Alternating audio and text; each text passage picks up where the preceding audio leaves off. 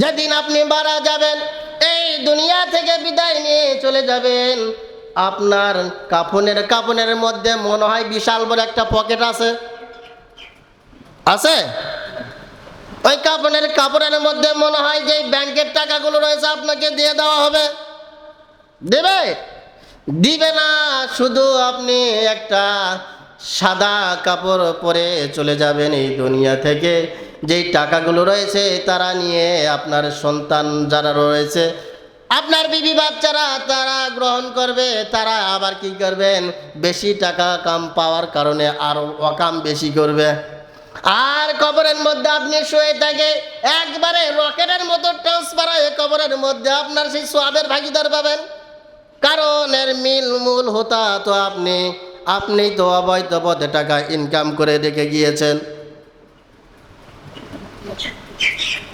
আজ বাংলার জমিনে যত আমাদের মধ্যে যত প্রকারে অকাম হয়, অন্যায় হয়, সব কিছু অনেক চোরকে ধরে দেখেছি আমরা।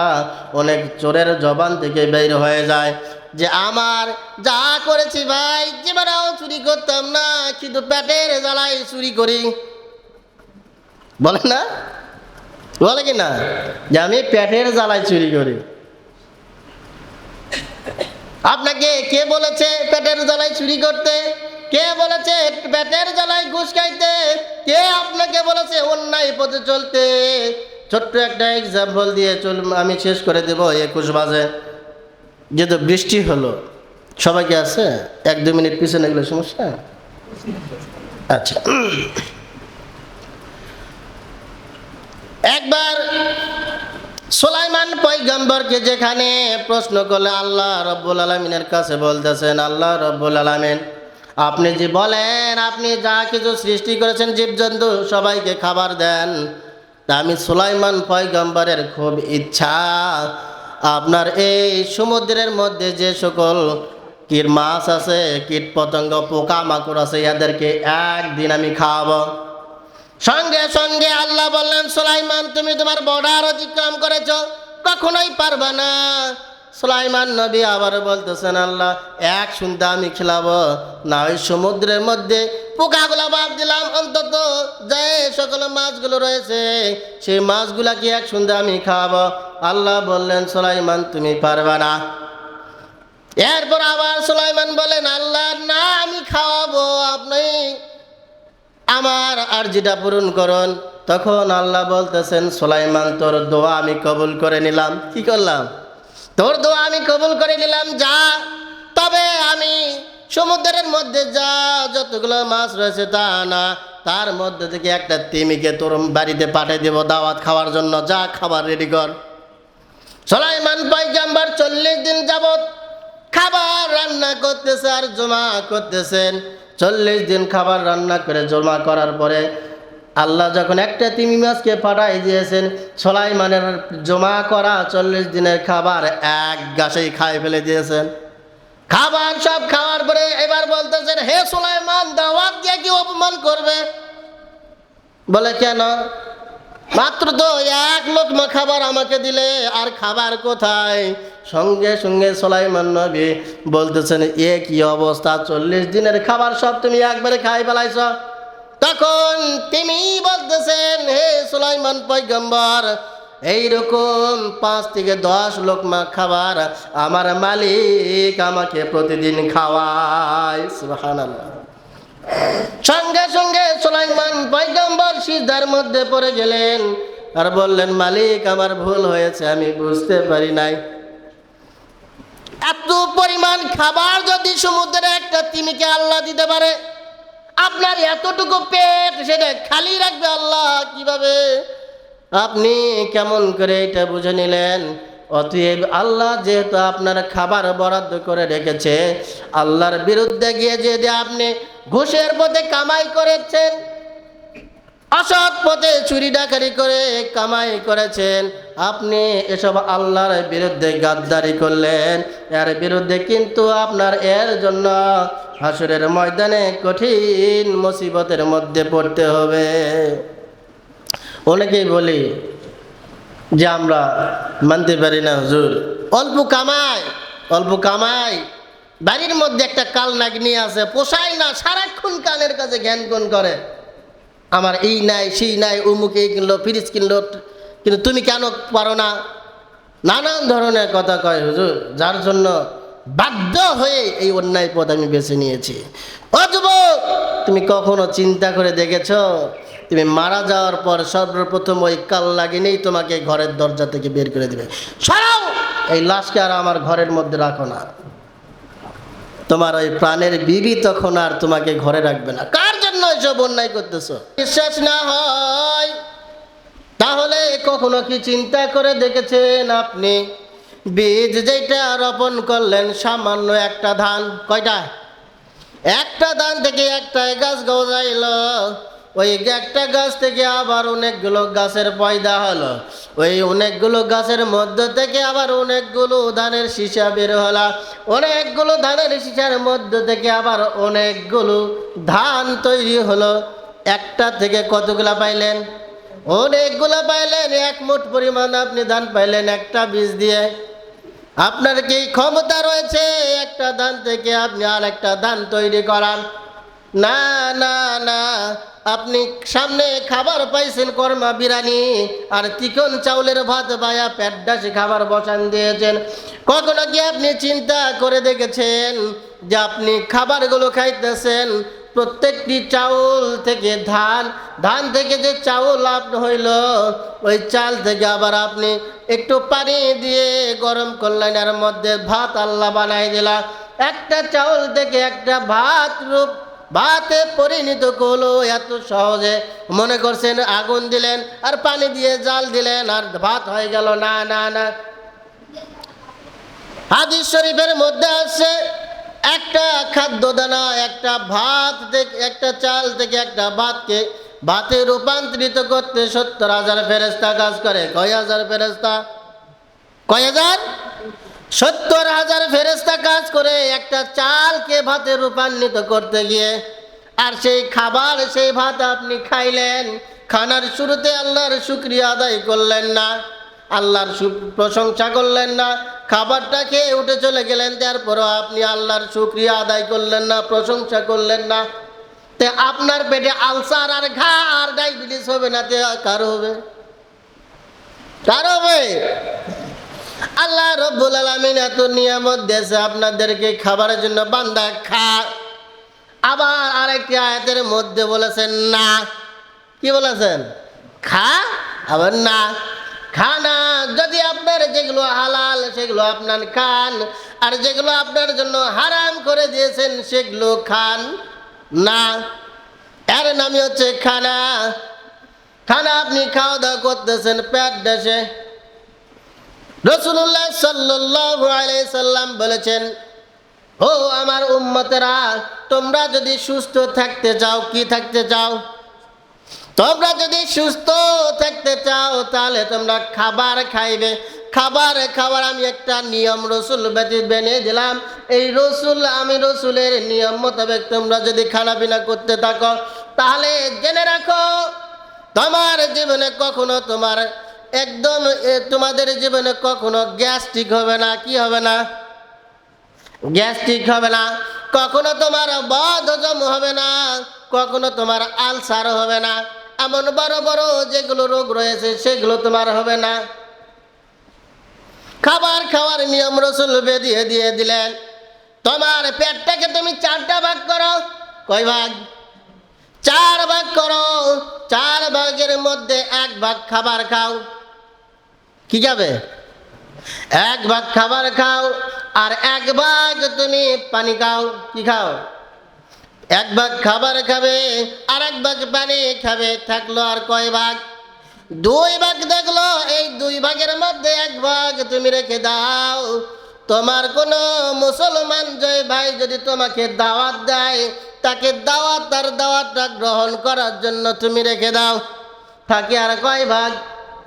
1 ভাগ। এই 1 ভাগ তুমি রেখে দাও তোমার শ্বাস প্রশ্বাস চলাচল করার জন্য। আর আমরা মুসলমান আজ রসুলের সুন্নত নাই। খাবার বসলে পেট দেশে এমন খাবার খায় পেটের মধ্যে জায়গা ধরে না। যার জন্য হাঁটতে পারি না ঠিক মতো, হাই পাই লাগে যায়। ঠিক কথা অল্প একটু বলতে আমি হাঁপিয়ে যাই। 2 দিন পর দেখা যায় আমার বাড়ির কেউ মেহমান যদি বেড়াইতে আসে, মেহমানের সাথে তখন আর আমার কোলাকুলি করা লাগে না, তখন শুধু আমার হয়ে যায় পেটা পেটি। খাবার আমি অতিরিক্ত পরিমাণ খাইয়া খাইয়া পেটটাকে এমন বড় গুডাউন বানাই ফেলে দিয়েছি, দেখলেই বোঝা যায় না দূর থেকে এইটা মানুষ না জলহস্তি। খাবার আমরা ঠিক মতন খাবার আমরা খাওয়ার নিয়ম মতো খাই না, বিদায় আমাদের পেটের ভুঁড়ি বড় হয়, পেটের ভুঁড়ি বড় হয়। তাহলে এবার বোঝা গেল খাবার ঠিক মতো যদি আপনি খান, আপনার মেদ ভুঁড়ি কখনো বাড়বে না। কি হবে না? ভুঁড়ি আপনার কখনো বাড়বে না। কেননা আল্লাহ রাব্বুল আলামিন বৈজ্ঞানিক গবেষণা করেছেন, কোরআন থেকে রিসার্চ করার পরে এখন আজ থেকে 1400 বছর আগে আমার রসুল যা বলে গিয়েছেন, বৈজ্ঞানিক সেই কথাগুলো গবেষণা করে বলতেছেন, হ্যাঁ মানুষটা ঠিকই বলেছিল। একেবারে 100 ভাগ 100-র মধ্যে 100 মিলে যাইতেছে। কারণ একটা মানুষের পেটের মধ্যে আপনি যে খাবারগুলো খাইলেন, খাবারগুলো কিন্তু আপনি খাওয়ার সময় অল্প আধা চাবা করে গিলে খান। এই খাবারগুলো আপনার নারীর মধ্যে দিয়ে পেটের মধ্যে যাইতে থাকে। অসংখ্য নারী আপনার পেটের মধ্যে গোলাকারে একে বেঁকে রয়েছে।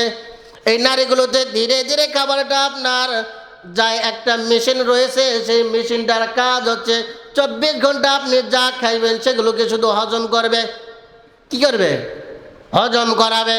কিন্তু আপনি এমন খাবার খাওয়া খেয়েছেন, ওই মেশিনটা যে চলবে বা ঘুরবে এর কায়দায় আপনি রাখেন নাই। তাহলে আপনার হজম হইবে কোন থেকে? গ্যাস অবশ্যই আপনার হবে। আপনি ঠিক মতন খাবার খেয়েছেন, শ্বাস নিতে আপনার কষ্ট হইতেছে, এর জন্য আপনার বড় বড় বালা মুসিবত দেখা দিবে আপনার পেটের মধ্যে। তাহলে খাবার খাওয়ার নিয়ম জানা গেল। তো আমরা হুজুরেরাও আছি, এমন খাবার খাই, অনেক হুজুরের পেট দেখেও বোঝা যায় না এইটা হুজুরের পেট নাকি একটা বেহুলা ব্যাংকের পেট। কেননা আমরা জানি কম বেশি সবাই, জানতে আমরা রাজি আছি কিন্তু মানতে রাজি নাই, ঠিক না?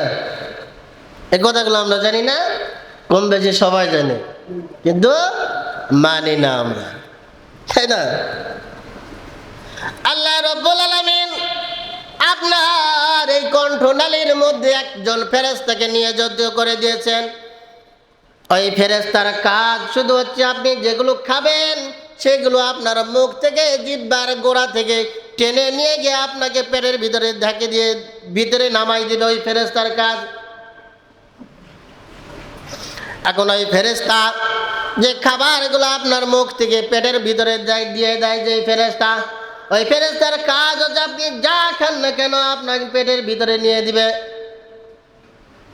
আপনি হালাল খাইলেও আপনাকে আপনার ওই খাবারটা পেটের ভিতরে দিয়ে দিবে, হারাম খাইলেও সেটা আপনার পেটের ভিতরে দিয়ে দিবে। আমার পেটটা আজকে হয়েছে ঘুষের গুদান, আমার পেটটা হয়েছে আজকে মদ আর অশ্লীল খাবারের গুদান। আল্লাহ রাব্বুল আলামিন বলতেছেন, বান্দা তোমরা খাও। এবার আল্লাহ রাব্বুল আলামিন আপনাকে এবং আমাকে বলতেছেন, বান্দা তোমার জন্য যে সকল খাবারগুলো হালাল করে দিয়েছি, কি করে দিয়েছি? হালাল করে দিয়েছি, সে সকল খাবারগুলো তুমি ভক্ষণ করো। আজ আমরা হালাল খাবার তো দূরের কথা, হারাম খাবার খেয়ে খেয়ে আমাদের পেটটা বানাচ্ছে বিশাল বড় গোডাউন। অনেকেই প্রশ্ন করে, হুজুর আমার ছেলেটা বড় বেহায়া বেপরোয়া, আমার ছেলেটা কথা শুনে না। তো তুমি তোমার হারাম খাবার খেয়ে সন্তান জন্ম দিয়েছ, তোমার সন্তান তোমার বিরুদ্ধে কথা বলবে না তো আমার বিরুদ্ধে কথা বলবে। প্রত্যেকটি সন্তান বাবা মার অবাধ্য হওয়ার পিছনে 4টি কারণ রয়েছে। কয়টি কারণ? তার মধ্যে সবচেয়ে গুরুত্বপূর্ণ যে দুইটি কারণ, সেটা 2 নম্বরে, সেটাই হচ্ছে হারাম খাবার খেয়ে সন্তান জন্ম দেওয়া, আর 1 নম্বরে হচ্ছে অবৈধভাবে বিবাহ করা। আমাদের সমাজে, আমাদের মধ্যে এগুলোই রয়েছে। প্রথম নম্বরে বিয়ে বাড়ি, আগে 8 দিন আগে বক্স নেছে, এমন ধ্যাম ধ্যাম করে বাজায় মনে হয় মাটি ফাটে গেল। তুমি মুসলমান, তুমি বিয়ে করবা হিন্দুদের মতো, ওই বিধর্মীদের মতো, আর তোমার ওই বিবাহর মধ্যে যে সন্তান আসবে সেই সন্তান দিয়ে, সেই সন্তানে একবারে আল্লাহর ওলি হবে, ভাবলে কেমন করে? হারাম খাবার খেয়ে খেয়ে পেটটা গোডাউন করেছ। ওই হারাম খাবার খাওয়ার ফলে যে শক্তি তোমার শরীরের মধ্যে সঞ্চয় হয়েছে, সেই শরীর শক্তি দিয়ে তুমি সন্তান জন্মগ্রহণ করেছ, জন্ম দিয়েছ। তোমার সন্তান অতএব ওই বিধর্মীদের মতো কালচার তাদের অন্তরে থাকবে। আর 3 নম্বরে দিন সম্পর্কে জ্ঞান তাদেরকে না দেওয়ার জন্য। আর আমরা দেখেন তো, আমরা এসব করেছি কিনা? আমরা এসব করেছি কিনা? আমরা করি না? অবশ্যই আমরা করেছি। হারাম খাবার খাই, আল্লাহর প্রতি আমার ভরসা নাই যে আল্লাহ আপনাকে তৈরি করার আগেও আপনি যে খেয়ে খাবেন কি, দুনিয়াতে কি খাবার খেয়ে বেঁচে থাকবেন, সেই খাবার নির্ধারণ করে রেখেছে। আর আপনার আল্লাহর প্রতি ভরসা থাকলো না, ঘুষের পদ্ধতি আপনি পাহাড় বাড়াই দিলেন। টেবিলের তবলে আপনি টাকা নিতেছেন, করতেছেন, তাড়াতাড়ি টাকা দিয়ে আসরে নামাজ ধরবো। তো আপনার কে বলেছেন ওই নামাজ পড়ার জন্য? ইবাদত কবুল হওয়ার সর্বপ্রথম শর্ত হচ্ছে হালাল রুজির রোজগার করতে হবে এবং হালাল খাবার ভক্ষণ করতে হবে। আপনার শরীরের মধ্যে যদি হারাম খাবার থেকে থেকে 1 বিন্দু পরিমাণ, জেনে রাখেন আপনার কোনো ইবাদত আল্লাহর দরবারে কবুল হবে না। হারাম খাবার যদি আমার অন্তরের মধ্যে থাকে 1 বিন্দু পরিমাণ আমি খেয়ে থাকি, আমার খাবার, এই হারাম খাবার খাওয়ার কারণে কাবার গিলাফ যদি 42 বার চিপদেরও কাঁদি লাভ হবে না। যতক্ষণ না পর্যন্ত আপনি নিজেকে শুধরাবেন, যতক্ষণ না পর্যন্ত আপনি হারাম খাবার খাবেন না এমন নিয়ত করে চলবেন, ততক্ষণ না পর্যন্ত আপনার কোনো ইবাদত কবুল হবে না। হজ করেন, যাকাত করেন, রোজা করেন, কিছুই কবুল হবে না আল্লাহর দরবারে। কেননা ইবাদত কবুল হওয়ার প্রথম শর্তে রেখেছেন আপনাকে হালাল পথে রোজগার করতে হবে। আর খাবারটা, আপনি যে খাবারটা খেয়ে ইবাদত করবেন, সেই খাবারটা যেন হালাল হয়, তা আপনাদেরকে খাইতে লাগবে। আজ আমরা হারাম খাবারের পিছনে ছুটি বেশি, হালাল খাবার খাই না। আমরা আমাদের মধ্যে আবার অনেকে আছে, হুজুর আমি গরুর গোশত খাই না, গরুর গোশত যদি আমি খাই আমার শরীরের উত্তেজনা ভাব আসে, এই জন্য আমি গরুর গোশত খাই না। রাসূলুল্লাহ সাল্লাল্লাহু আলাইহি সাল্লামকে এই একই প্রশ্নই কিন্তু করেছিলেন রাসূলের কাছে, ইয়া রাসূলুল্লাহ, আমি যদি গরুর গোশত খাই আমাদের শরীরের উত্তেজনা বৃদ্ধি হয়ে যায়, এই জন্য রাসূল আমি গরুর গোশত খাই না। আল্লাহ রাব্বুল আলামিন সঙ্গে সঙ্গে আয়াত নাজিল করে বলে দিয়েছেন, ও আমার বান্দারা, তোমাদের জন্য যা আমি হালাল করেছি তাই তোমাকে খাইতে হবে, অতিরিক্ত তুমি কোনো কিছু করতে পারবে না। যেগুলো হালাল করেছি সেগুলো তোমার জন্য খাওয়া হালাল, আর হালাল জিনিসকে তুমি নিজের মন মতো করে হারাম বানিয়ে নেবে, এইটা আমি আল্লাহ রাব্বুল আলামিনের নির্দেশের বিরুদ্ধে চলা। আমাদের মধ্যে অনেকেই রয়েছে বলে না, শরীর নাকি গরম হয়, ওই জন্য গরুর গোশত খায় না, অথচ গরুর গোশত খাওয়া আমাদের জন্য হালাল। হালাল না? হালাল। মৃত পশুর মাংস খাওয়া আমাদের জন্য কি হারাম? খাওয়া যাবে? খাওয়া যাবে না। যেই রকম মৃত পশুর মাংস খাওয়া হারাম আমাদের জন্য, ব্যাপভেদে কামাই করে ওই টাকা দিয়ে খাবার কিনে খাওয়া আমার জন্য হারাম। এইটা বুঝলে আমার ওইটা কেন বুঝে আসে না? আল্লাহর নাম ছাড়া যদি কোনো পশুকে জবাই করা হয়, সেই পশুর খাবার খাওয়া আমাদের জন্য কি সেই খাবার খাওয়া আমাদের জন্য কি হারাম। আজ অনেক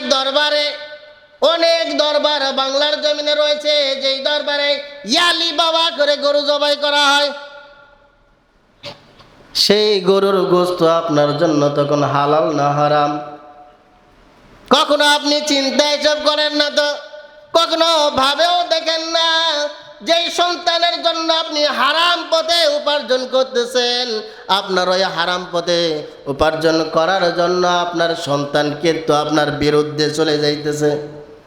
যেদিন আপনি মারা যাবেন, এই দুনিয়া থেকে বিদায় নিয়ে চলে যাবেন, আপনার কাফনের মধ্যে মনে হয় বিশাল বড় একটা পকেট আছে। ওই কাপড়ের মধ্যে মনে হয় যে ব্যাংকের টাকাগুলো রয়েছে আপনাকে দিয়ে দেওয়া হবে। দিবে না, শুধু আপনি একটা সাদা কাপড় পরে চলে যাবেন এই দুনিয়া থেকে। যেই টাকাগুলো রয়েছে তারা নিয়ে আপনার সন্তান যারা রয়েছে, আপনার বিবি বাচ্চারা তারা গ্রহণ করবে। তারা আবার কি করবেন, বেশি টাকা কাম পাওয়ার কারণে আরো অকাম বেশি করবে। আর কবরের মধ্যে আপনি শুয়ে থাকে, একবারে রকেটের মতো ট্রান্সফার হয়ে কবরের মধ্যে আপনার সেই সোয়াবের ভাগিদার পাবেন। কারণ এর মূল হোতা তো আপনিই তো অবৈধ পথে টাকা ইনকাম করে রেখে গিয়েছেন। আজ বাংলার জমিনে যত আমাদের মধ্যে যত প্রকারে অকাম হয়, অন্যায় হয়, সব কিছু অনেক চোরকে ধরে দেখেছি আমরা। অনেক চোরের জবান থেকে বের হয়ে যায় যে আমার যা করেছি ভাই, জীবনেও চুরি করতাম না, কিন্তু পেটের জ্বালায় চুরি করি। বলে না, বলে কি না, যে আমি পেটের জ্বালায় চুরি করি। আপনাকে কে বলেছে পেটের জ্বালায় চুরি করতে? কে বলেছে পেটের জ্বালায় ঘুষ খাইতে? কে আপনাকে বলেছে অন্যায় পথে চলতে? ছোট্ট একটা এক্সাম্পল দিয়ে আমি শেষ করে দেব। 21 বাজে, যেহেতু বৃষ্টি হলো, সবাইকে আছে 1-2 মিনিট পিছনে এগুলো সমস্যা। আচ্ছা, একবার সুলাইমান পয়গম্বরকে যেখানে প্রশ্ন করলে আল্লাহ রব্বুল আলামিনের কাছে বলতেছেন, আল্লাহ রব্বুল আলামিন আপনি যে বলেন আপনি যা কিছু সৃষ্টি করেছেন জীবজন্তু সবাইকে খাবার দেন, তা আমি সুলাইমান পয়গম্বরের খুব ইচ্ছা আপনার এই সমুদ্রের মধ্যে যে সকল মাছ আছে, কীট পতঙ্গ, পোকা মাকড় আছে, এদেরকে একদিন আমি খাওয়াবো। সঙ্গে সঙ্গে আল্লাহ বললেন, সুলাইমান তুমি তোমার বর্ডার অতিক্রম করেছ, কখনোই পারবে না। সুলাইমান নবী আবার বলতেছেন, আল্লাহ এক শুনতে আমি খেলাবো না, ওই সমুদ্রের মধ্যে পোকাগুলো বাদ দিলাম, অন্তত যে সকল মাছগুলো রয়েছে সেই মাছগুলাকে এক শুনতে আমি খাওয়াবো। আল্লাহ বললেন, সুলাইমান তুমি পারবে না। এরপর আবার সুলাইমান বলেন, আল্লাহ না আমি খাওয়াবো, আপনি আমার আরজিটা পূরণ করুন। তখন আল্লাহ বলতেছেন, সুলাইমান তোর দোয়া আমি কবুল করে নিলাম। কি করলাম? তোর দোয়া আমি কবুল করে নিলাম, যা। তবে আমি সমুদ্রের মধ্যে যা যতগুলো মাছ রয়েছে তা না, তার মধ্যে থেকে একটা তিমিকে তোর বাড়িতে পাঠিয়ে দেব দাওয়াত খাওয়ার জন্য, যা খাবার রেডি কর। সুলাইমান পয়গম্বর 40 দিন যাবত খাবার রান্না করতেছে আর জমা করতেছেন। 40 দিন খাবার রান্না করে জমা করার পরে আল্লাহ যখন একটা তিমি মাছকে পাঠাই দিয়েছেন, সুলাইমানের জমা করা 40 দিনের খাবার এক গাছেই খাই ফেলে দিয়েছেন। খাবার সব খাওয়ার পরে এবার বলতেছেন, হে সুলাইমান দাওয়াত দিয়ে কি অপমান করবে? বলে কেন? মাত্র তো 1 লোকমা খাবার আমাকে দিলে, আর খাবার কোথায়? সঙ্গে সঙ্গে সুলাইমান নবী বলতেছেন, এ কি অবস্থা, 40 দিনের খাবার সব তুমি একবারে খাই ফেলাইছ। তখন তিনি বলতেছেন, হে সুলাইমান পয়গম্বর এইরকম 5 থেকে 10 লোকমা খাবার আমার মালিক আমাকে প্রতিদিন খাওয়ায়। সুবহানাল্লাহ। সঙ্গে সঙ্গে সুলাইমান পয়গম্বর সিজদার মধ্যে পড়ে গেলেন আর বললেন, মালিক আমার ভুল হয়েছে, আমি বুঝতে পারি নাই। এত পরিমাণ খাবার যদি সমুদ্রে একটা তিমিকে আল্লাহ দিতে পারে, আপনার এতটুকু পেট সেটা খালি রাখবে আল্লাহ কিভাবে? আপনি কেমন করে এটা বুঝে নিলেন? অতএব আল্লাহ যেহেতু আপনার খাবার বরাদ্দ করে রেখেছে, আল্লাহর বিরুদ্ধে গিয়ে যদি আপনি ঘুষের পথে কামাই করেছেন, অসৎ পথে চুরি ডাকারি করে কামাই করেছেন, আপনি এসব আল্লাহর বিরুদ্ধে গাদ্দারি করলেন, এর বিরুদ্ধে কিন্তু আপনার এর জন্য হাসরের ময়দানে কঠিন মুসিবতের মধ্যে পড়তে হবে। অনেকেই বলি যে আমরা মানতে পারি না হুজুর, অল্প কামাই, বাড়ির মধ্যে একটা কাল নাগিনী আছে, পোষায় না, সারাক্ষণ কানের কাছে জ্ঞান গুণ করে, আমার এই নাই সেই নাই, অমুক এই কিনলো, ফ্রিজ কিনলো, কিন্তু তুমি কেন পারো না? নানান ধরনের কথা কয় হুজুর, যার জন্য বাধ্য হয়ে এই অন্যায় পথ আমি বেছে নিয়েছি। ও যুবক, তুমি কখনো চিন্তা করে দেখেছো তুমি মারা যাওয়ার পর সর্বপ্রথম ওই কাল লাগেনেই তোমাকে ঘরের দরজা থেকে বের করে দেবে, সরাও, এই লাশকে আর আমার ঘরের মধ্যে রাখো না।